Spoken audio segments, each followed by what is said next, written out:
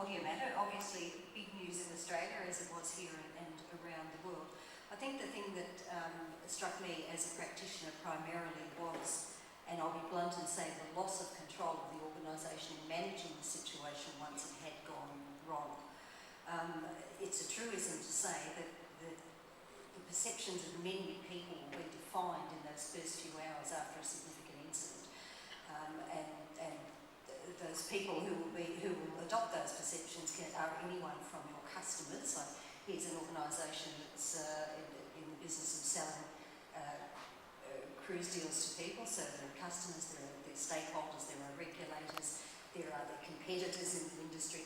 Anybody who has any interest at all in the operation of that organisation will have adopted a position about the capability or lack of capability of that organisation purely based on what I think is fair to say is an absolute perception of a loss of control of what was going on, more than likely due to a lack of foresight and planning around the end-to-end risk management process. So risk management is not just about the prevention of injuries, it's about, I think, having a planned response, not a reaction, a planned response to managing things when things don't go as right as you wish that they would.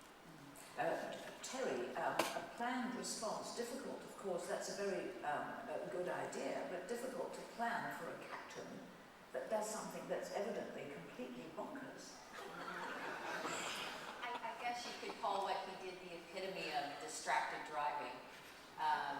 And in addition to that, a clear violation of standards within it, and then not the proper implementation of the emergency response plan that's there.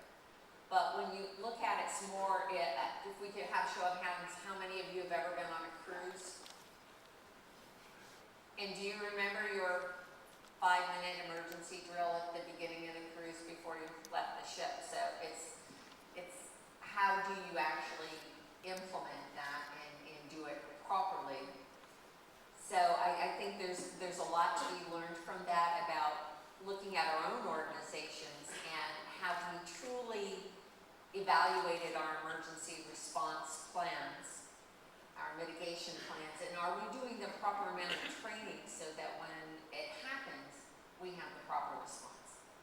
Malcolm McIntyre, what are your thoughts on Costa and Concordia and even Allegra, where all the power went? I mean, I think one of the challenges has been that they don't quite understand social media.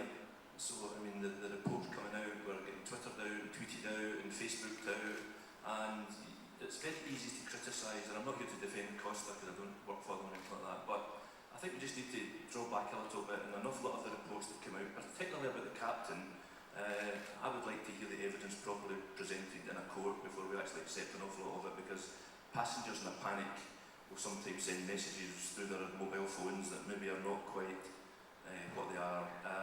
It's interesting to compare the comments from the second incident with the fire, which, although there was a fire and that was pretty sad, it seemed to be handled an awful lot better. From bits I heard in the press, the passengers all went to their muster stations. The passengers were all kept informed every 10 minutes what was going on. As soon as the fire was put out, they were told they could go to certain places. It was explained that due to the lack of electricity, there were no toilets, there would be various problems for them for 3 days. But they seem to sort of learn an awful lot of lessons from the first event. But, you know, there's been a lot of criticism of the press in the last couple of days, and I'm not going to criticise the press, but an awful lot of their stories from the initial incident in Concordia, I think, were based on messages getting sent from the ship. And we just all need to be a little bit careful, take a big deep breath and wait until we hear what actually happened. Yes, you raise a very interesting point which was raised in the previous discussion, which is about using digital media, and now it's sort of citizen reporting, isn't it? Citizen journalism. If there's a big event, people can actually send their stories out to the world, accurate or not, but a lot of them are accurate and they can film what's going on. Also 24-hour news, which is 24-hour news, exactly. It's a different world. The last 10, 15 years, everything's changed. Andrew, bearing Costa in mind, would you like to have some thoughts on that subject? Probably similar to what we heard from Malcolm. When you look at the pace of information and you look at the impact on reputation for an organization, it's amazing how that reputation can be damaged or destroyed so quickly. But when you look at describing, the actual process of investigation to determine what happened, how it happened, what can be done to prevent it again, is a very long and very detailed process. And in many cases, it can take more than a month. It can take an order of a number of years to get all the facts out, to evaluate them properly, and to make good decisions. Unfortunately, the world, with the way we react to information so quickly, doesn't allow us for that sober second thought and for all of the truth to get out. So, I think we're going to find there are a number of deficiencies related to this case. Obviously, if there weren't deficiencies, this wouldn't happen. So, give it time. We'll learn some other things that I imagine the organization is doing right, but obviously there's some great opportunities that they could have implemented to prevent this from happening in the first place. Not least acting quickly, because in the time of inaction, the ship did that, and it was much more difficult for the passengers to get on. Mr. Dash, what are your thoughts? I think most things have been said, so I don't want to repeat what my colleagues have already talked about, but I think the important thing to get across is, first of all, we've had a tragedy, innocent people have been killed. That we can't change and we can't stop, but the important thing from an employer's point of view is what are they then going to do to manage the problem, and that's where things went wrong, the initial emergency response. And because we do have 24-hour news, you're being judged by the media before you do anything. So I think you're damned if you do anything, you're damned if you don't do anything.